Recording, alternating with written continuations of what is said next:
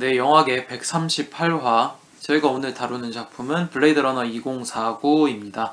블레이드러너 2049 2부 순서에선 시놉시스와 함께 영화에 대한 자세한 이야기를 나눠보도록 하겠습니다. 블레이드러너 1편 이후에 많은 일들이 생겼습니다. 2019년에 타이레사 회장이 죽은 이후에 수명 제한이 사라진 넥서스 8이 출시됩니다. 그리고 2022년에는 정체불명의 집단이 미국 서부 상공에 핵미사일을 터뜨리게 됩니다. 그리고 EMP가 터지고 로스앤젤레스가 암흑이 됩니다. 그 이후에 미국의 전자기록물 대부분이 훼손이 되었고 기아에 허덕이게 되죠. 2024년도엔 EMP 사고가 레플리칸트의 짓이라는 소문이 퍼지게 되어 레플리칸트의 생산과 보유를 금지시키게 되죠. 그 이후에 넥서스 6 모델은 모두 수명이 다했습니다. 하지만 넥서스 8 레플리칸트들은 모두 숨게 됩니다. 그 이후에 니앤더 월레스가 유전자 공학 식약을 연구하게 되어서 세계의 기아를 해결하게 됩니다. 그 이후에 월레스사는 우주 식민지까지 영향력을 행사하게 되죠. 2028년에는 타이레스가 도산하게 되어서 월레스가 인수하게 됩니다. 2036년에 드디어 레플리칸트 제조 금지 법안이 폐지됩니다. 그 이후에 넥서스 9이 등장하게 됩니다. 2040년 넥서스 8의 폐기를 위해 블레이드러너 인원을 확충하기 시작합니다. 2048년 넥서스 8 모델인 세퍼가 살인을 저지르고 도망을 가게 됩니다. 여기까지가 블레이드러너 1과 그 이후의 이야기라고 추격할 수 있겠네요. 블레이드러너 2049의 시작은 이렇습니다. 구형 넥서스 8을 폐기하기 위해서 블레이드러너 K가 한 농장으로 날아가게 됩니다. 거기서 넥서스 8인 셰퍼를 폐기시키게 됩니다. 임무를 마치고 K가 복귀를 하려는데 오래된 상자를 발견하게 되는 거죠. 이 상자는 정돈된 유골과 머리카락이 들어있었습니다. 조사해보니 젊은 여자가 출산 도중에 제왕절개 수술을 시도한 흔적을 찾아낼 수 있었습니다. 그런데 이 여자는 인간이 아니라 레플리칸트라고 하는 것이 밝혀지면서 레플리칸트가 임신한다는 사실이 세상으로 알려지지 않도록 아이의 행방을 추적해서 모든 것을 제거하라 하는 명령을 받게 되는 거죠. K는 타이렐의 기록이 보관되어 있는 월레스사로 찾아가게 됩니다. 그리고 상자에서 나온 머리카락 유전자를 분석해서 30년 전에 데커드라고 하는 남자와 레이첼이라고 하는 레플리칸트가 도망친 것을 알게 됩니다. 그 이후에 월레스의 회장은 아이의 정보를 얻기 위해 자신의 부하 러브에게 레이첼의 유골을 가져오라고 지시하게 됩니다. K는 세퍼의 집을 재방문하게 되고 그곳에서 6, 10, 21이라고 하는 숫자를 발견하게 됩니다. 자신의 기억에도 있었던 숫자이기 때문에 굉장한 충격을 받게 됩니다. K는 고아원에 도착해서 자신의 기억에 있었던 장소에 목각 인형을 발견하게 됩니다. 그 이후로 K는 레플리칸트들의 기억을 제조하고 납품하는 스텔린 박사의 연구소를 방문하게 됩니다. 그곳에서 자신의 기억이 만들어진 것이 아니라 실제 누군가의 기억이라는 사실을 알게 됩니다.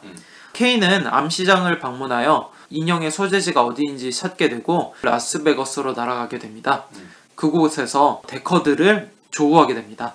그 이후 월레스사의 사람들이 K를 추적하였고 데커드를 결국 데려가게 됩니다.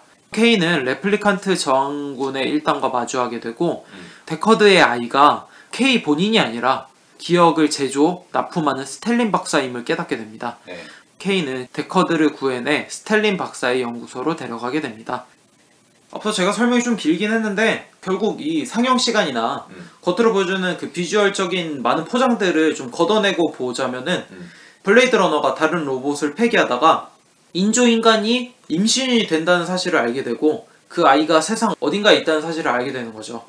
그 와중에서 생기는 드라마는 그 아이가 K 본인이 아닐까 그런 생각을 갖게 되는데 알고 보니까 그것이 자신이 아니라 실존하는 어떤 여자인 것을 알게 되고 아버지를 그 여자에게 데려다주는 굉장히 착한 스토리라고 볼 수 있죠. 그 정도로 마무리 지으면 적절할 것 같고 중간중간 나오는 조이에 관한 에피소드들은 호아킨 피닉스가 주연을 맡았던 허에 비하면은 굉장히 빈곤한 이야기이기 때문에 비중이 들어갈 이유가 없다라는 생각을 좀 해봅니다. 그리고 나는 이 영화의 주제가 굉장히 진부하다고 생각해. 아, 네. 그러니까 이 영화에서 말하는 건 결국 인위와 진짜가 구별될 수 없다는 거잖아. 그죠. 그러니까 인간과 안드로이드가 뭐가 다른 거냐, 그리고 안드로이드와 홀로그램이 뭐가 다른 거냐, 어차피 가상이건 현실이건 사람에겐 매한가지인데 뭐 이런 이야기잖아. 근데 이거 진짜 고리타분한 이야기거든. 그쵸. 사실상 바이센테니얼맨 이때도 이미 나이가 빠진 이야기였어. 네. 주제 측면에서 굉장히 진부하다고 생각했고, 그리고 애초에 진부함을 빼더라도 이 주제는 비판적으로 검토될 여지가 있어. 예전에 했던 얘기지만 네. 인공 생명체가 꼭 인간을 지향해야 돼. 인간을 닮기 위해 노력해야 되고, 나는 인간과 별로 다르지 않다라는 거 어필해야 되고 이래야 돼. 인간 중심적인 관점이잖아. 그쵸. 굉장히 어색하단 말이야. 네. 인공 생명체가 있고 자아가 있다면, 사실 굳이 자아가 있어야 될 이유도 없지만 만약 그런 게 있다고 치면은 차라리 인간보다 우월함을 과시한다든가 인간과 다른 측면들을 어필하려고 하는 게 좀 더 자연스럽지 않겠어? 이런 식으로 인간과 다를 바 없는 인공 생명체라는 식으로 접근해버리면은 사실상 노예 해방 스토리가 별로 다른 게 없어. 그쵸. 이게 인간과 안드로이드일 뿐이지 백인과 흑인의 스토리로 바꿔도 별로 위화감이 없단 말이야. 그러면은 인공지능이라는 소재는 사실상 곁다리일 뿐인 거고 장식품일 뿐인 거고, 그 점에서 주제가 진부한 것도 있지만 말도 안 되는 주제다 라는 생각을 해. 저도 스미스의 의견에 많은 부분 공감을 하고 솔직히 스미스는 좀 순화해서 이야기했다고 생각이 들어요. 왜냐하면 인공지능이 인간을 지향할 필요가 있는가라고 물어봤는데 사실 이 영화에서는 인간을 지향한다기보단 중산층의 백인 남성의 의식을 지향할 필요가 있는가라고 생각할 수 있을 정도로 굉장히 백인 남자 중심적인 면모가 있거든요. 드라이버 나온 거지. 그쵸. 라이언 고슬링이 드라이버 2 찍은 거야 사실상. 네. 그래서 조이와 관련된 애정 장면들 있잖아요. 그런 것들 굳이 있어야 되나? 거기다가 뜬금없이 나타난 반란을 벌이는 레플리칸트들, 이거 너무 쉬운 방식이잖아요. 너는 사실 그의 아들이 아니라 너는 연막이었을 뿐이야. 그쵸. 그 굴곡을 주기 위한 장치인데 생각 없는 시스템인 거죠. 그리고 걔네들 그렇게 일회용 출연하고 끝이거든. 나중에 다시 나오지도 않아. 네. 만약에 데커드를 구하는데 그 친구들이 쓰였다라면은 그치. 그러면 집단과 집단과의 갈등 양상을 또 관측할 수가 있잖아. 그쵸. 그게 근데 또 보는 재미가 있고. 그런 거 1도 없죠. 그리고 데커드를 구하는 상황도 정말 백인 남성스럽죠. 월레스사의 무리들이 세더라도 우리의 라이언 고슬링이라면은 데커드를 긴박한 상황 속에서도 구해낼 수 있다, 뭐 이런 서사이기도 하죠. 그럼 백인으로서의 자의식이 가득한 주인공이 상황을 타개하는 이야기인 거죠. 근데 문제는 이 사람은 인공지능이에요. 거기다가 넥서스 9 프리퀄을 살펴보면 인간이 죽으라고 하면 죽어버리는 넥서스 9이란 말이에요. 근데 어떻게 이러한 자의식이 가득한 이야기와 전개와 선택과 사고가 가능하냐라는 거죠. 그건 결국 제작자가 주입한 의식인 거지. 그쵸. 그러니까 K가 주입된 거는 이 안드로이드를 제작한 사람들이 주입한 게 아니야. 영화 제작자가 주입을 한 거지. 그러니까 드라이버 2가 된 거지. 그러니까 홀로그램은 액세서리일 뿐이고 2D 여친 하나쯤은 있어야지 뭐 이런 거 아니야? 그쵸. 그래서 내가 이 블레이드 러너를 보면서 한심했던 게 뭐냐면은 K가 유일하게 분노하는 순간이 그 기억이 실제라는 것을 들은 이후에 분노하는 듯한 제스처를 취하잖아요. 근데 저는 거기서 그 분노를 어떻게 느꼈냐면은 이 기억이 실제 기억인데 운이 좋지 않게 하필이면 그 실제하는 기억이 나한테 들어와서 삶의 괴로움을 주는구나. 인공지능임에도 불구하고 그런 다층적인 면을 이 사람이 깨닫기 때문에 분노했다고 생각을 했거든요. 근데 이 서사가 진행되는 걸 보면 단순한 화나네? 이 정도의 분노로 서사가 전개가 되는 거거든요. 그러니까 제가 맨 처음에 이 영화를 봤을 때는 저런 실제하는 기억이 수많은 레플리칸트들한테 심어졌겠구나. 그런 상황에서 조작된 기억에 따라서 행동하는 인종인간들의 의미는 무엇인가, 뭐 이런 고차원적인 이야기를 하겠다라고 생각을 했거든요. 근데 내용을 보니까 단순하게 출생의 비밀. 그쵸. 출생의 비밀로 이야기가 가고 너는 사실 아들이 아니었습니다. 뭐 이렇게 가서 정말 슬프지만 그래도 착한 일은 해야겠다. 뭐 이런 식의 마무리가 되니까 블레이드 러너 1에서 보여줬던 인간과 인조인간이 무슨 차이인가에 대한 고찰 같은 거는 온데간데도 없고 그냥 막장 드라마가 돼버렸어요. 아니 나도 이 정도로 다층적으로 생각을 하는데 레플리칸트가 이 정도도 생각을 못한단 말이야?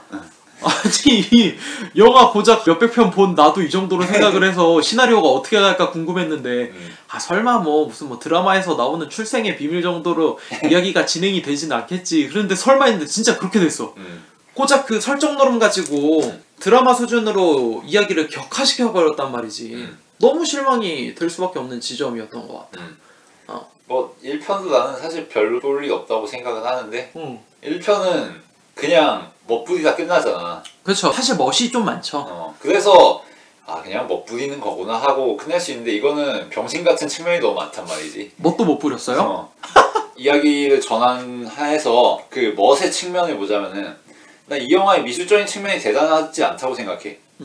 왜냐하면은 이게 1편하고 크게 차이가 안 나. 아 그쵸. 1편의 디자인을 그대로 갖고 와서 현대적으로 리마스터했을 뿐이야. 그거는 그리고 도시 디자인이나 보편적인 측면의 디자인들이 리마스터인 거고 세부 디테일은 오히려 떨어졌어. 맞아요. 예를 들어서 DNA 기록물 보관센터 이런 데나 아니면 월레스사 이 건물 내부 같은 거 보면은 아무것도 없어. 그냥 모던 디자인하고 맞아. 퉁쳐주기에도 너무 빈곤해. 비어있고 이거는 그냥 제작비 부족해가지고 대충 깔끔하게 내부 인테리어는 없이 적당히 때운 건가? 이런 생각이 들 정도로 아무것도 없어. 그리고 이런 것들 뿐만 아니라 도시 외곽의 방사능이 뒤덮인 모습이라든지 혹은 데커드를 K가 구해내는 그 장면에서 로스앤젤레스 해안의 묘사와 벽의 묘사 이런 거 보면은 아무것도 아니야. 차라리 기타노 다케시 영화에 나오는 방파제 부근 이런 데 묘사가 훨씬 더 섬세해. 이거 진짜 미래사회고 디스토피아라고 넘어가기에도 디스토피아면 디스토피아 나름의 또 디테일이 있어야 될 거 아니야. 그런 그쵸. 게 아무것도 없고 그냥 어두컴컴할 뿐이야. 그래서 난 이 영화의 미술이 절대 좋지 않다고 생각하고 색채, 전반적인 분위기 뭐 그런 거 가지고 어거지로 구덩이 담 넘어가듯 넘어가는 거지 절대 잘 된 디자인이 아니다 이런 생각을 했어. 공감하는 게 월레스사의 건물 내부를 보면은 과거의 미학적인 부분은 현대적으로 재해석한 거 이상의 느낌이 없어. 그냥 리마스터라니까. 그쵸. 독창성이랄지 가치관이랄지 뭐 그런 게 담겨져 있지 않아. 그냥 과거의 영화에서 멋진 장면을 컬러로 그리고 구도적으로 조형적으로 그치. 현대 트렌드에 맞다 정도 이상의 의미는 없는 것 같다는 생각이 좀 들었어요. 드니빌레브 특유의 검은색과 노란색 대비. 드니빌레브 영화 보면 항상 조명 엄청 밝게 하고 노란색 톤과 검은색 톤 대비시키면서 명암대조 확실하게 하고 그러면서 눈이 좀 즐겁게 하거든. 근데 그거 말고 없어. 거기다가 과했다라고 생각이 들었던 것 중에 하나가 어. 새로운 로봇을 배를 칼로 찢잖아요. 그리고 그 로봇은 죽어버립니다. 이게 하등 의미가 없는 거야. 그러니까 뭐 옛날에 가제트 형사에서 빌런이 고양이 만지작 하면서 가제트를 잡아와라 그 정도 내용 수준이에요. 그치. 포장지 다 제거하면은 그치. 그냥 야 러브야 우리 레플리칸트 임신도 하는 애를 만들어야 될 것 같아. 저기 단서가 있으니까 물어와라. 뭐 이거밖에 없는데 겁나 힘주는 거야. 그치. 겁나 허세 부리고 그 허세는 미학으로 따질 수 없어요. 그냥 그걸 미로 따질 거면 그냥 CF나 뮤직비디오로 가져가는 게 나아요. 그게 의미가 있으려면은 네. 월레스사 사장의 뚜렷한 목적과 캐릭터, 대변하는 가치관 이런 것들이 분명해야 되거든. 근데 아무것도 없어. 뭐가 있냐면은 세계 정복을 하려면은 레플리컨트가 많이 필요하지. 일을 이거저거 시켜야 되잖아. 근데 이 새끼들 만들기가 너무 힘드네. 임신도 가능하게 하면 얼마나 편할까? 뭐 이런 수준이야. 네. 근데 이거부터도 사실 악의가 안 맞긴 해.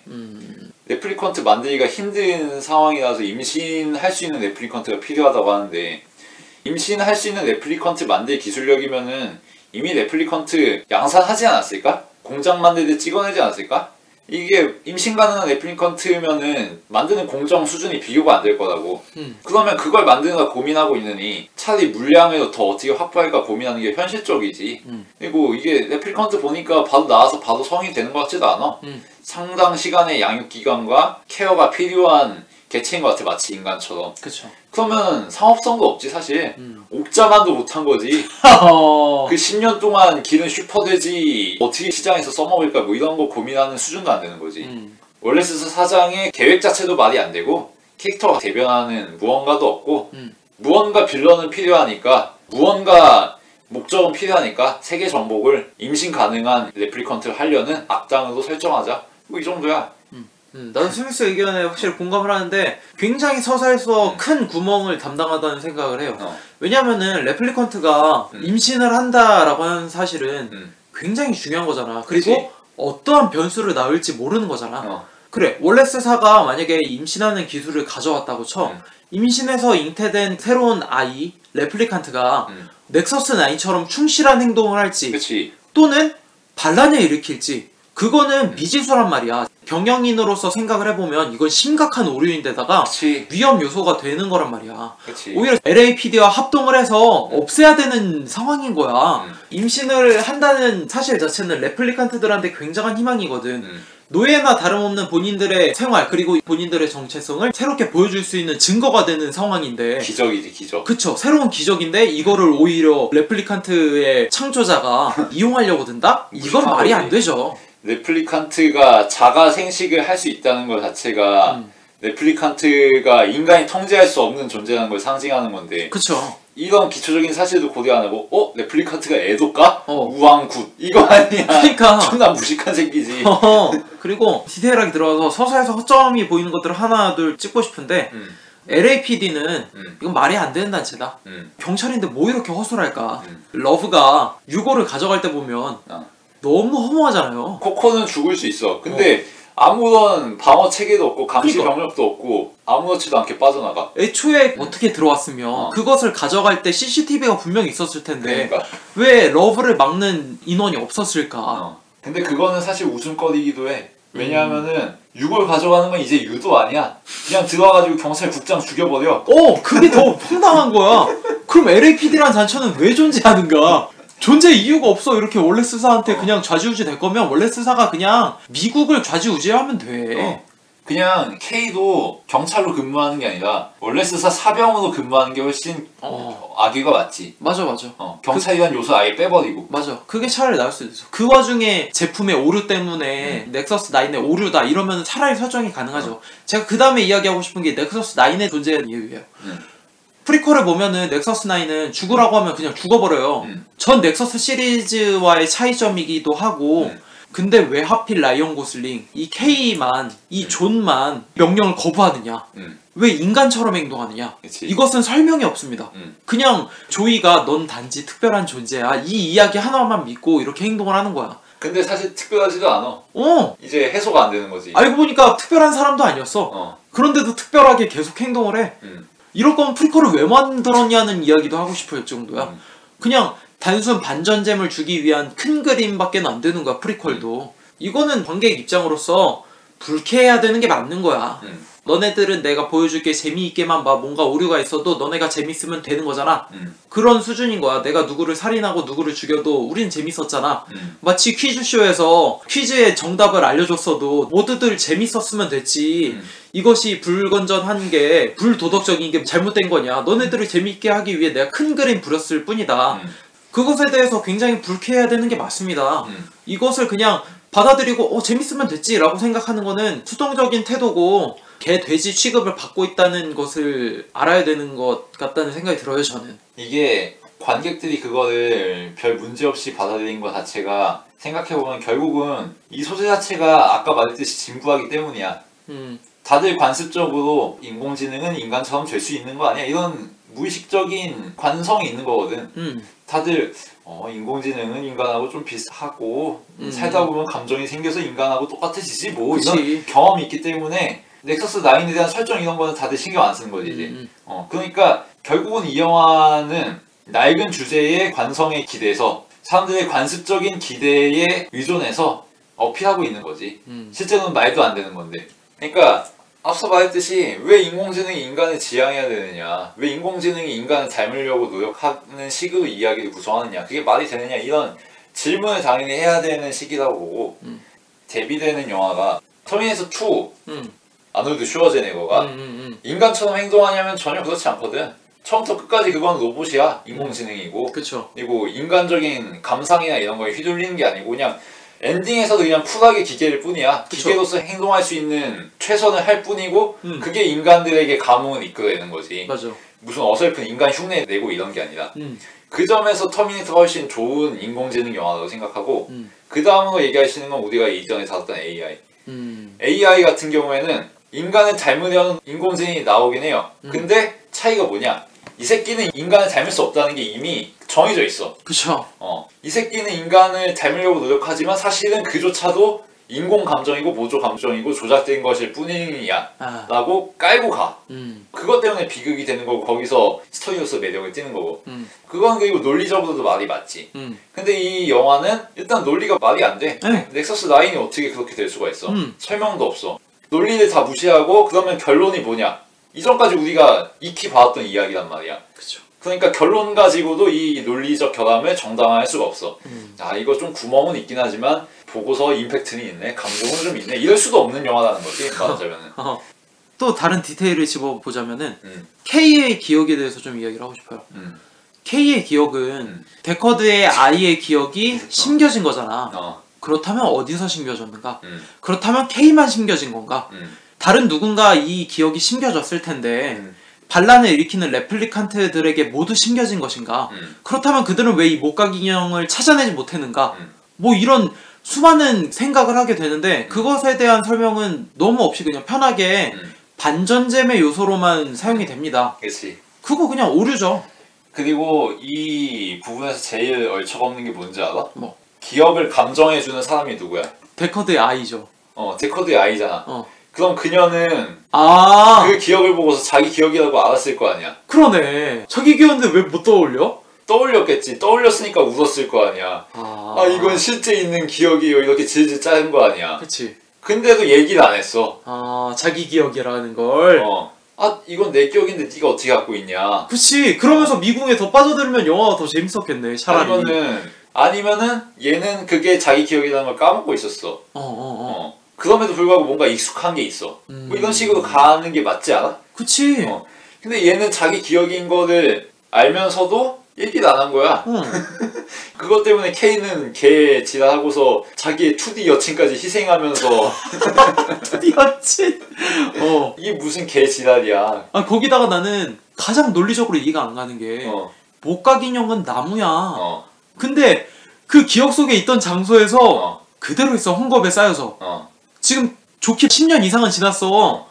근데 그 장소에 왜 그대로 있냐고. 이게 버려지지도 않고 태워지지도 않고 어떻게 소멸되지도 않고 왜 그 자리에 그대로 계속 있느냐고. 곰팡이도 끼지 않는 채로 숫자가 그 아래에 그대로 새겨진 채로. 그거 말이 안 되지. 그리고 마지막으로 지적하고 싶은 건 라스베거스에 찾아간 다음에 벌통들이 달랑 놓여 있습니다. 물리적으로 어떻게 설명할 거야? 벌통이 있는데 벌이 있어. 벌은 뭐 먹고 살아? 꿀 먹고 살아야지. 꽃이 있어? 꽃이 귀한 존재라며. 근데 나 라스베가스 보니까 사람도 살 수 없을 정도의 환경이야. 그치. 근데 벌이 산다? 이거는 단지 K의 손에 자꾸 빗방울 묻고 눈 마지막에 엔딩으로 오고 벌이 K의 손에 달라붙게 하는 미학적인 소재일 뿐이지 이건 물리적으로 말도 안 되는 거예요. 사람 하나 살기 어려운 황폐한 곳에 벌이 어떻게 생기냐고. 그런 곳에 벌이 생기면은 사하라 사막에는 벌통이 가득해야 돼. 벌은 뭐 낙타보다 더 잘 살아야 돼. 바퀴벌레, 개미보다도 더 생명력이 강한 게 벌이어야 돼. 그 의도는 분명해. 그래. 의도는 뭐냐면은 이 장소가 생명이 살아나고 있다 라는 증거인 거지. 그치. 벌이 있네? 꽃이 어딘가 있나 보다 뭐 이런 거란 말이야. 두 번째는 뭐냐면은 블레이드 본편 보면은 레이첼이 데커드와 테스트를 진행할 때 벌이 네 팔에 붙으면 어떻게 하겠냐? 그래. 라고 데커드가 질문한단 말이야. 그래. 근데 레이첼이 그거 죽여야죠 라고 대꾸한단 말이야. 근데 블레이드 2049에서 K는 벌이 팔에 달라붙어도 죽이질 않아. 그러니까 이 새끼는 레이첼의 아들이 아니구나 라는 복선인 거지 그냥. 거기다가 뭐 로봇이지만 인간적인 마음이 있다 뭐 그런 거에 대한 은유이기도 하고.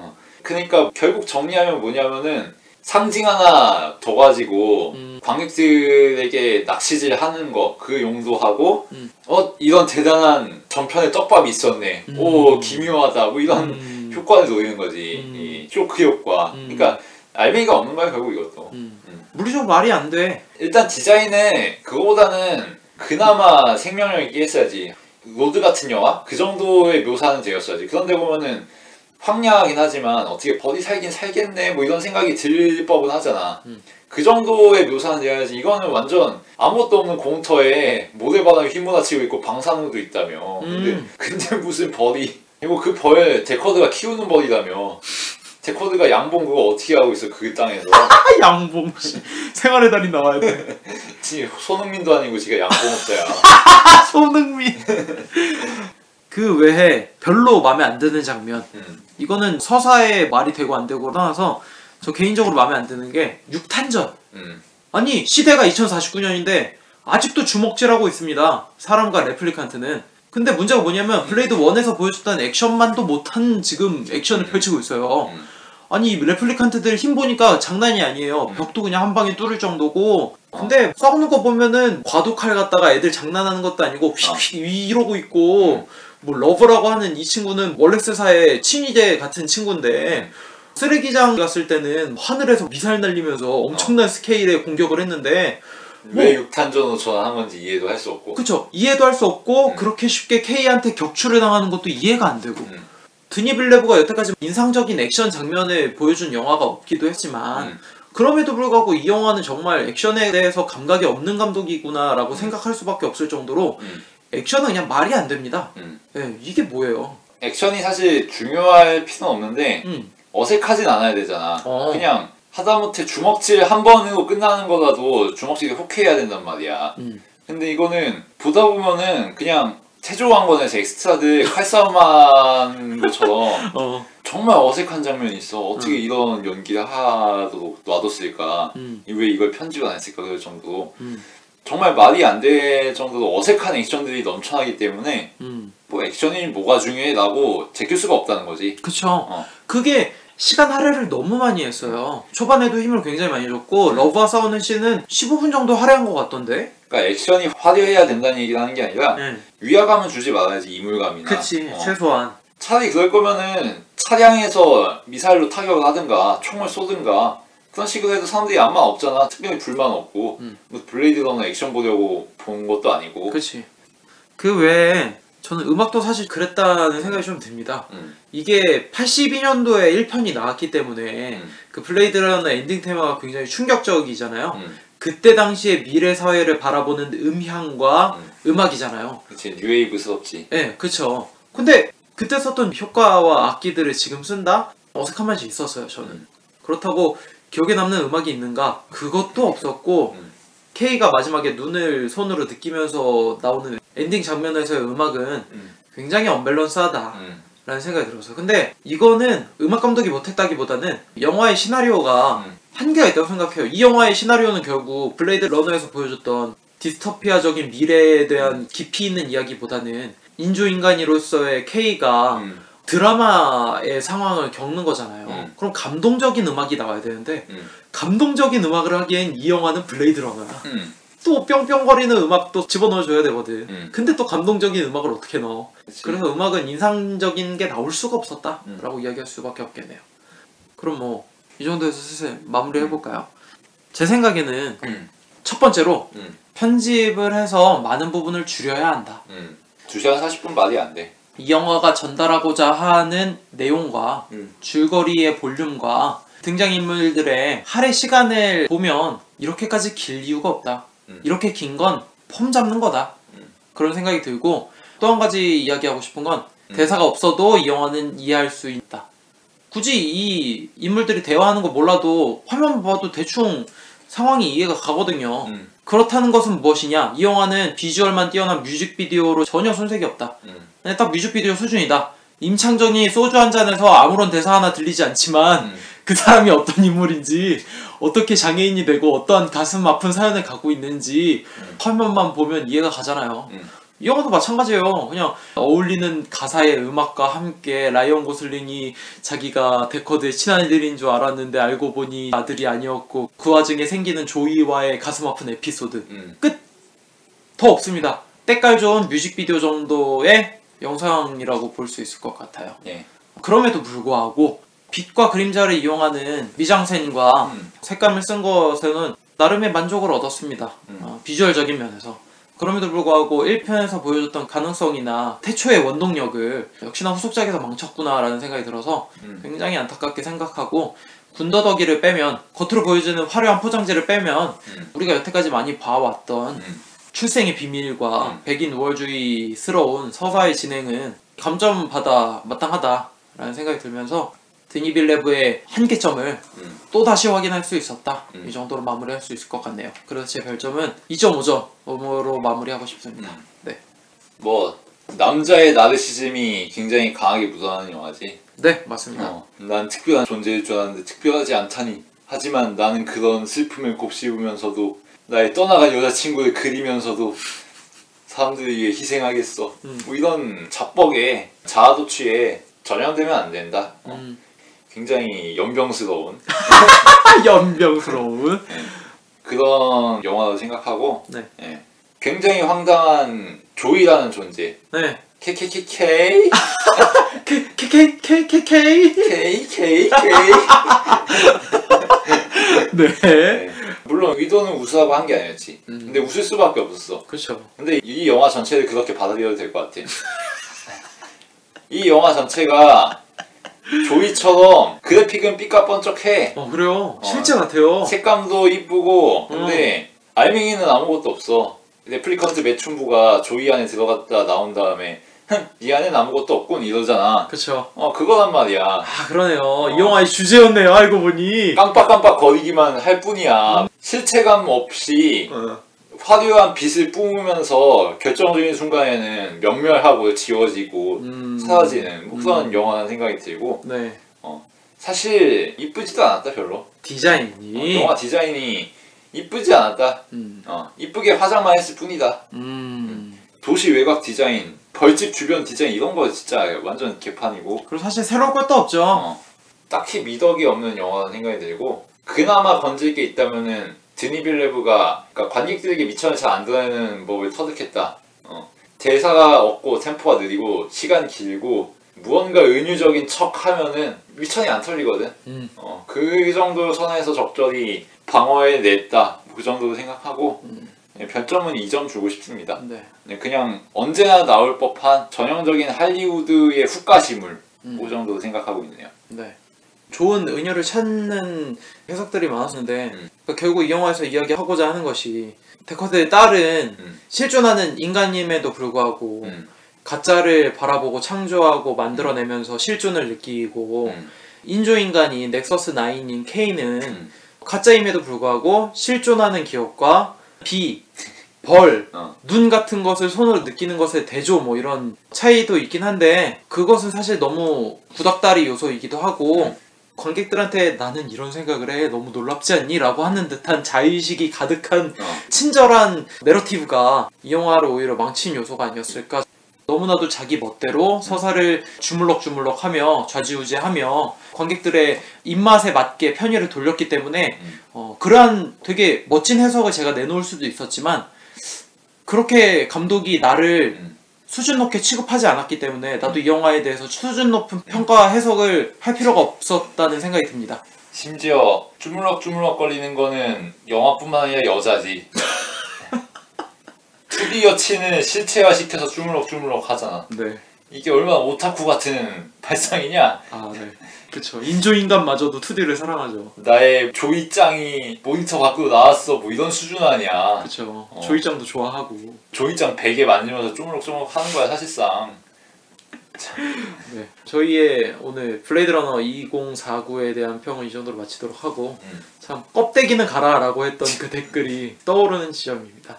다음 주에는 스미스 군이 선정한 작품으로 찾아뵙도록 하겠습니다. 네. 들어주셔서 감사합니다.